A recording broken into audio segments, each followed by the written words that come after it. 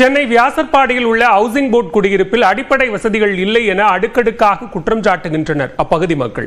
அவர்கள் சந்திக்கும் பிரச்சனைகள் குறித்து இந்த தொகுப்பில் பார்க்கலாம்.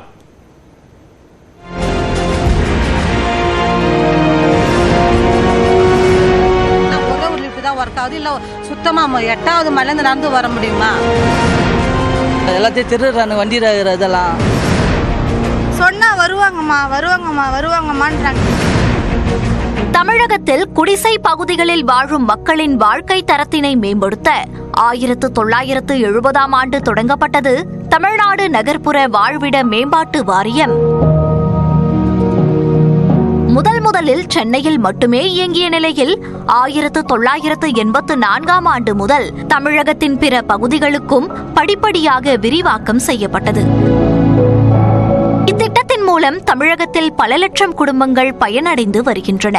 சென்னை போன்ற பெருநகரங்களில் மாத சம்பளத்தின் பெரும் பகுதியை வீட்டு வாடகைக்கே கொட்டி கொடுக்க வேண்டிய சூழல் உள்ள நிலையில் இந்த வாரியத்தின் மூலம் கிடைக்கும் வீடுகள் ஒரு வரப்பிரசாதமாகவே பார்க்கப்படுகிறது. அந்த வகையில் சென்னை வியாசர்பாடி பகுதியில் கடந்த 3 ஆண்டுகளுக்கு முன்பு இவ்வாரியத்தில் குடியிருப்பு கட்டப்பட்டு கிட்டத்தட்ட 500 குடும்பங்கள் வசித்து வருகின்றன. இந்நிலையில் இதில் பல்வேறு அடிப்படை வசதிகள் இல்லை என குற்றம் சாட்டுகின்றனர் குடியிருப்பில் வசிக்கும் மக்கள்.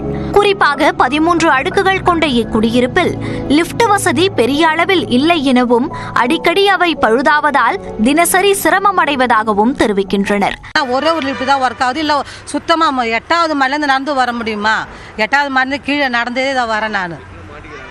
13 மாடி மொத்தம். இரவு நேரங்களில் அதிக அளவில் திருட்டு நடப்பதாக கூறும் மக்கள் குடியிருப்பில் சிசிடிவி கேமரா கூட இல்லை எனவும் வேதனை தெரிவிக்கின்றனர். எல்லாத்தையும் திருடுறாங்க வண்டி இதெல்லாம். எங்களுக்கு கேமரா வசதியும் கிடையாது. கம்ப்ளைண்ட் கொடுத்தா ஸ்டேஷன் எங்களுக்கு தெரியாதுன்னு தட்டி கைக்கிறாங்க. வெளிநபர்கள் வந்து மது அருந்துவதாகவும் அநாகரிகமான செயல்களில் ஈடுபடுவதாகவும் புகார் எழுந்துள்ளது. வந்து பாருங்களேன், இங்கே கிச்சன் இருக்கு, இந்த பக்கம் கக்கூஸ் இருக்கு. இப்படியா கட்டுவாங்க வீடு? யாராவது சொன்னா வருவாங்கம்மான்றாங்க. எத்தனை வாட்டி சொல்றது?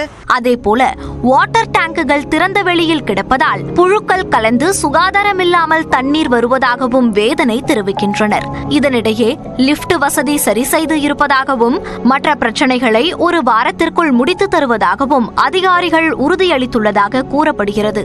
பிரச்சனைகளை உடனடியாக சரி செய்து தீர்வு காண வேண்டும் என்பதே அடுக்குமாடி குடியிருப்பில் வசிக்கும் மக்களின் கோரிக்கையாக உள்ளது.